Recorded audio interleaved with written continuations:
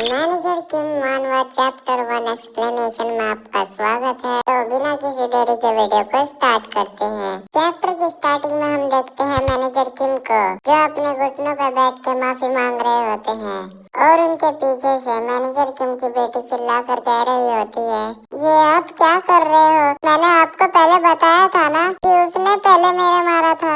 यानी मैनेजर किम की बेटी की लड़ाई यहाँ इस दूसरी लड़की से हो चुकी होती है और जो दूसरी लड़की होती है उसकी माँ कहती है, ये बदतमीजी तुमने कहाँ से सीखी है? मैं चाहती हूँ यहाँ पे एक कम्युनिटी बने जिससे पता चले यहाँ स्कूल में कितना ज्यादा वायलेंस होता है। तुम्हारी बेटी ने यहाँ पे जो कुछ भी किया है वो सब इसके रिकॉर्ड्स में लिखा जाएगा। तुम जैसे बच्चों को तो सोसाइटी में रहने भी देना नहीं चाहिए। हम देखते हैं यहाँ पे एक आदमी खड़ा होता है, शायद एक टीचर है मे बी, और अभी मैनेजर किम शर्मिंदा होकर सर झुकाकर घुटने के बल जमीन पे बैठे होते हैं और ये टीचर कहता है, वेल जैसा तुम्हें पता है मिंजी का ये तीसरी बार है कि मिंजी हाई जी से लड़ रही है। जैसा तुम्हें पता है इस लड़की को चोटें भी आई हैं और हम एक स्कूल हैं और हमें एक वकील की जरूरत पड़ेगी उस स्टूडेंट के लिए जिसके साथ अत्याचार हुआ है। देखो वैसे तो आपको बताने की तो कोई जरूरत नहीं है कि हायरी के फादर इस एरिया में कितने फेमस हैं। हायरी के फादर के बारे में ये भी अफवाह है कि वे बहुत जल्द अभी पॉलिटिक्स में भी उतरने वाले हैं। तुमने जुयोंग कंस्ट्रक्शन के बारे में तो सुना ही होगा। देखो ये काफी ज्यादा पावरफुल लोग हैं। इस बात को आगे बढ़ाने से तुम्हें कुछ भी फायदा नहीं होगा। मैनेजर किम अपनी मुट्ठी कसते हैं, मुट्ठी, हाथ, हैंड, चलो छोड़ दो। मैनेजर किम कहते हैं, मैं माफी मांगना चाहता हूँ। मैं अकेला ही हूँ जो मेरी बेटी की देखभाल करता है और ऐसी काफी सारी चीजें हैं जो मैं अपनी बेटी को नहीं सिखा पाया। मैनेजर किम की बिटिया चिल्ला कर कहती है, डैड लेकिन आप क्यों माफी मांग रहे हैं? और एक तरफ मैनेजर किम उस लड़की के परिवार के सामने घुटने टेक के माफी मांग रहे होते हैं और कहते हैं, एक लड़की का बाप दूसरे लड़की के बाप से माफी मांगना चाहता है, प्लीज मुझे माफ कर दो। और माफी मांग के मैनेजर किम और उनकी बेटी यहाँ से चले जाते हैं और मैनेजर किम की बेटी आगे आगे चल रही होती है और मैनेजर किम पीछे चल रहे होते हैं। क्या क्या तुम कुछ खाना चाहोगी? मिंजी कहती है, नहीं मुझे कुछ नहीं खाना। नहीं मैं कुछ खाना चाहती हूँ। नहीं मैं स्कूल जाना चाहती हूँ। नहीं मुझे अपने इतने डरपोक डैड चाहिए। डैड आखिर आपकी प्रॉब्लम क्या है? मेरे स्कूल में हर किसी के डैड या तो पॉलिटिशियन है या फिर बिजनेसमैन। सारे स्टूडेंट के डैड्स के पास काफी ज्यादा पावर है और एक तरफ आप सिर्फ एक कंपनी के मैनेजर हो। लेकिन क्यों डैड, मैं ऐसी पैदा क्यों हुई? आखिर क्यों मेरे पास बाकियों की तरह कुछ भी नहीं है और हम दुनिया की इतनी सारी जगह को छोड़ के साउथ कोरिया में क्यों रह रहे हैं? मुझे सच में अपनी हालत देख के दया आ रही है। आपने मुझे पैदा क्यों किया? अगर आपकी जिंदगी ऐसी होनी थी, जो इंसान उसकी एक बच्ची को ठीक से नहीं रख सकता, उससे सच में बच्चे रखने का कोई हक नहीं। मैनेजर किम की बेटी अभी काफी ज्यादा रो रही होती है और बहुत ज्यादा दुखी होती है और ये देख के मैनेजर किम को काफी ज्यादा दुख हो रहा होता है और इतने में ही मैनेजर किम की बेटी यहाँ से भागने लगती है और मैनेजर किम उसके पीछे से कहने लगते हैं, मिंजी रुक जाओ। तो मिंजी मैनेजर किम को नहीं सुनती और कहती है, आपको कहने के लिए मेरे पास कुछ नहीं और मेरे पीछे पीछे मुझे ढूंढने मत आना। मैं आज हैरी उनके घर पे रुकूंगी और मैं बोल रही हूँ आप मुझे ढूंढते हुए मेरे पीछे आए तो मैं काफी ज्यादा गुस्सा हो जाऊंगी। और मैनेजर किम खड़े खड़े देखते रहते हैं और उनकी बेटी यहाँ से चली जाती है और इसके बाद होता है सीन शिफ्ट। हम देखते हैं मिंजी को जिसके आसपास काफी सारे स्टूडेंट होते हैं और ये दिखने में तो स्टूडेंट नहीं लग रहे होते, पर हम सबने लोग देखा है स्टूडेंट ऐसे ही होते हैं।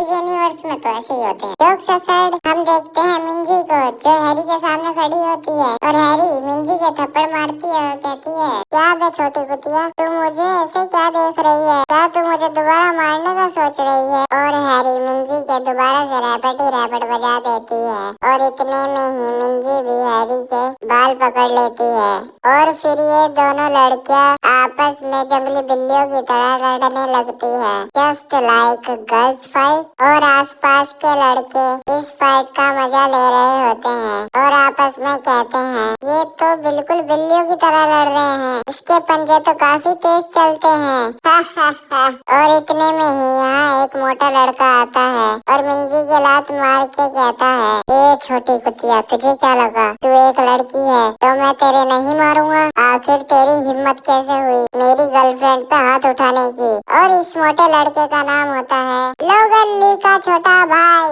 बैड जॉब आई नो, इसका नाम है मीनो शियोंग। हायरी इसकी क्रश होती है, ना कि गर्लफ्रेंड।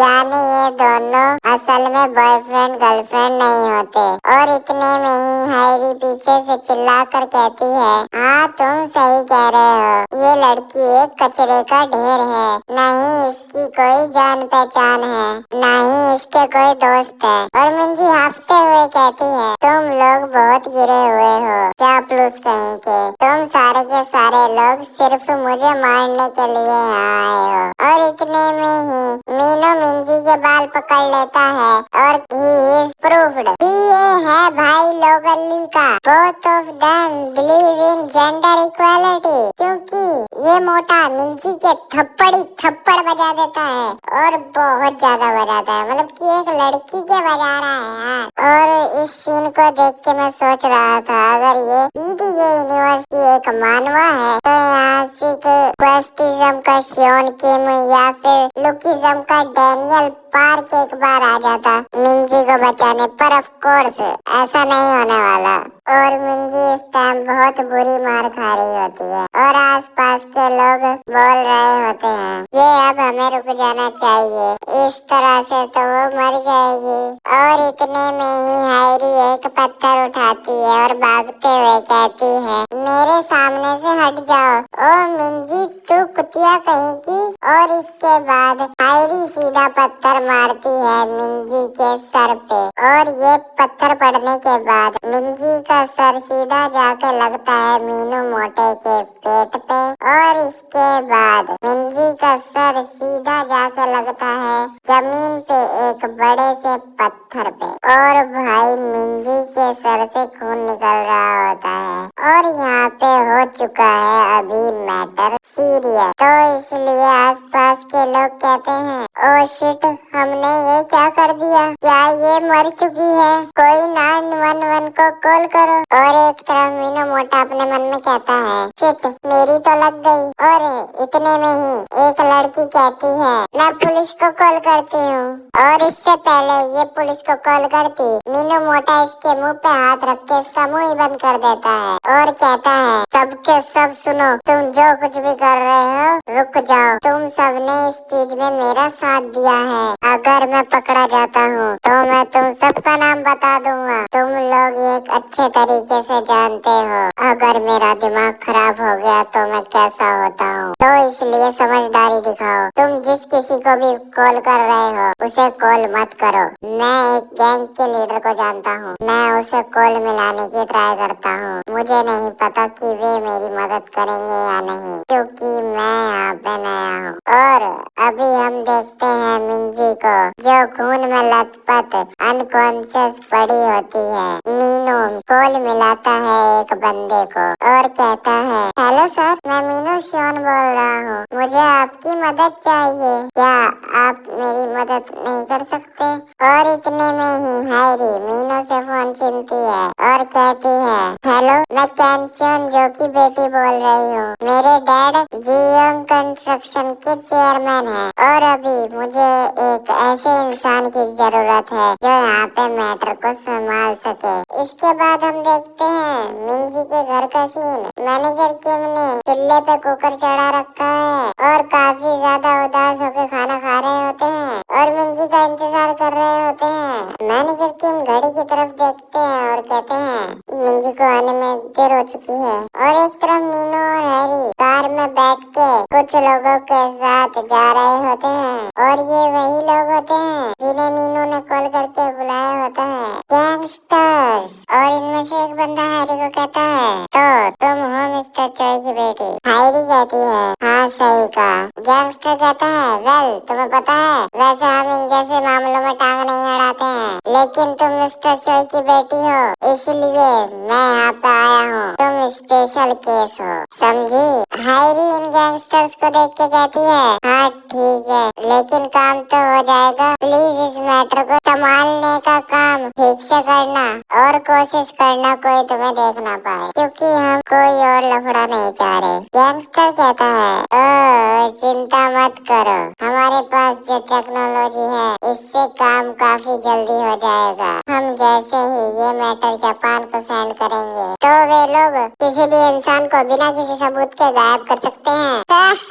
क्या नाम था उसका? Compression technique. दूसरा बंदा कहता है, बॉस उसका नाम कंप्रेशन टेक्निक है। गैंगस्टर कहता है, हाँ सही कहा, कंप्रेशन। एक बार किसी की भी बॉडी को उस पे रखते हैं तो वो बॉडी वहाँ पे कांपने लगती है और उस मशीन का काम कंप्लीट होते ही बॉडी का भी काम हो जाता है। आजकल की टेक्नोलॉजी काफी सही है। यानी ये लोग मिंजी की बॉडी के साथ कुछ तो करने का सोच रहे होते हैं, जैसे कि उसे पूरी तरह से डिस्पोज करने की। और इस बात का एहसास होते ही हायरी काफी ज्यादा डर जाती है और जो मिंजी होती है, इन हरामजादों ने उसे कार की डिक्की में रख रखा है। और ये गैंगस्टर कहता है, हमारे मेहमानों, अभी आपको यहाँ से उतरना होगा, इससे आगे जाने का हमें ही अलाउड है। और हाँ, पैसों के बारे में चिंता मत करना कि तुम्हें हमें कितने पैसे देने हैं। मैं मिस्टर चोई को वो बिल भेज दूंगा, ठीक है? और हम देखते हैं जो मिंजी होती है उसका हाथ हिल रहा होता है, यानी मिंजी इज अलाइव। तो यानी ये मिंजी को जिंदा डिस्पोज करेंगे? पता नहीं, आगे देखते हैं। मैनेजर किम को जो अपने घर पर होते हैं, जिनकी मिंजी का वेट करते करते आंख लग जाती है और अचानक से उठते हैं और घड़ी की तरफ देखते हैं कि अभी बहुत ज्यादा टाइम हो चुका है। मैनेजर किम फटाफट से अपना सामान पैक करते हैं और अपने कपड़े पहनते हैं और बाहर जाते हैं और देखते हैं कि कुछ बच्चे आपस में बात कर रहे होते हैं। अरे यहाँ पे क्या हुआ? क्या यहाँ पे किसी की फाइट हुई थी? अरे यार, ये सच में काफी अजीब है। ये तो इंसान का खून है ना? क्या हमें पुलिस को कॉल करना चाहिए? अरे रहने दो, मुझे लगता है कि पहले ही किसी ने पुलिस को बुला लिया होगा। चलो यहाँ से चलते हैं। मैनेजर किम देखते हैं यहाँ जमीन पे खून के निशान हैं। फिर मैनेजर किम को एक हेयर बैंड जमीन पे दिखता है और मैनेजर किम को याद आता है कि ये हेयर बैंड तो उस लड़की का है जिसकी मिंजी से स्कूल में फाइट हुई थी। फिर मैनेजर किम कॉल करते हैं मिंजी की फ्रेंड को और कहते हैं, हेलो, मैं मिंजी का फादर बोल रहा हूँ। क्या हरियंग बोल रही है? क्या मेरी बेटी पिछली रात तुम्हारे यहाँ रुकी थी क्या? ठीक है। और अभी मैनेजर किम को अंदाजा हो चुका है कि उनकी बेटी खतरे में है और मैनेजर किम अपने रेज मोड में आ चुके हैं। और इसके बाद होता है सीन शिफ्ट। हम देखते हैं मीनू और हैरी को जो रोड पे चल रहे होते हैं और हायरी कहती है, हे हमें कुछ नहीं होगा ना? मीनू मोटा कहता है, हे चिंता मत करो, तुमने बताया था ना कि उसके डैड भी बहुत बड़े ढक्कन है, चिंता मत करो, वे लोग उसे कभी भी नहीं ढूंढ पाएंगे, हमें बस अपना मुंह बंद रखना है। चलो मैं तुम्हें घर छोड़ देता हूँ। और come on, manager Kim is here. Manager Kim कहते हैं, एक्सक्यूज मी, क्या मैं तुमसे एक क्वेश्चन पूछ सकता हूँ? मैनेजर किम इतने बैडस तरीके से आए होते हैं कि इन दोनों की हालत खराब हो चुकी होती है। और मैनेजर किम कहते हैं, मैं मिंजी का फादर हूँ और मैं उसे ढूंढने की कोशिश कर रहा हूँ। और इतने में ही मीनू मोटा मैनेजर किम का कॉलर पकड़ लेता है और मुक्का मारते हुए कहता है, ए साले बुड्ढे, तूने तो मुझे डरा ही दिया था। और इतने में ही मीनू देखता है कि हायरी बहुत ज्यादा डरी हुई है, इसलिए मीनू मोटा रुक जाता है और कहता है, हम किसी मिंजी विंजी को नहीं जानते, तो इसलिए हम तुम्हारी कोई हेल्प नहीं कर सकते। और इतने में ही मैनेजर किम हायरी को उसका हेयर बैंड दिखाते हैं और कहते हैं, मिस, ये तुम्हारा है ना? मुझे ये सड़क पे मिला था, ये तुम्हारा ही है ना? और मीनू मैनेजर किम के दोबारा से मुक्का मारने वाला होता है और कहता है, अबे तू जहाँ जा रहा था वहाँ चला जा, ऐसा करेगा तो तुझे चोट नहीं लगेगी। मैं सच बता रहा हूँ कि आज मेरा मूड ठीक नहीं है, इसलिए मैं आज तुझे जाने दे रहा हूँ, इसलिए यहाँ से चला जा। और इसके बाद होता है सीन शिफ्ट। हम देखते हैं मैनेजर किम का फ्लैश बैक, और इससे हम अंदाजा लगा सकते हैं कि मैनेजर किम का लेवल कहाँ पे है। हम देखते हैं मैनेजर किम चिल्ला के बोल रहे होते हैं, प्लीज मैं कह रहा हूँ मुझे जाने दो। और काफी सारे फौजियों ने मैनेजर किम के ऊपर बंदूकें तान रखी होती हैं, और दूसरा फौजी मैनेजर किम को कहता है, सार्जेंट किम तुम जो कुछ कर रहे हो वो करना बंद करो। मैं जानता हूँ कि तुम क्या बोलने की कोशिश कर रहे हो, लेकिन तुम यही सब कहते रहे तो यहाँ पे मामला काफी ज्यादा खराब हो जाएगा। हम देखते हैं मैनेजर किम ने अपने सीनियर के ऊपर बंदूक तान रखी होती है, और एक दो फौजी भी जमीन पे बिछा रखे होते हैं। तुम्हें समझ आ रहा है तो तुम्हें मुझे यहाँ से जाने देना चाहिए। और मैंने अभी देखा कि मैनेजर किम ने अपने सीनियर की कनपट्टी पे बंदूक तो रख रखी है, पर उसके गले पे चाकू भी रख रखा है। और फिर मैनेजर किम का सीनियर कहता है, हे सब शांत हो जाओ, हे सार्जेंट अपने हथियार नीचे रखो। क्या तुमने ये नहीं बताया था कि तुमने उस औरत के साथ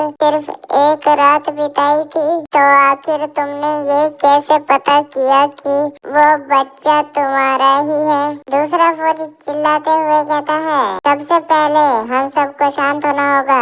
और इतने में ही मैनेजर किम फायर कर देते हैं, और ये फायर हवा में हुआ होता है, पर मैनेजर किम के सीनियर की पैंट गीली हो चुकी होती है।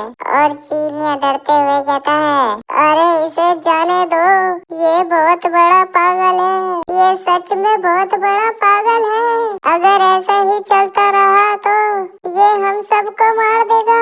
और यार एक बार सोचो कि जिस बंदे को देख के इतने बड़ी आर्मी डर रही है, तो वो बंदा किस लेवल का फौजी होगा।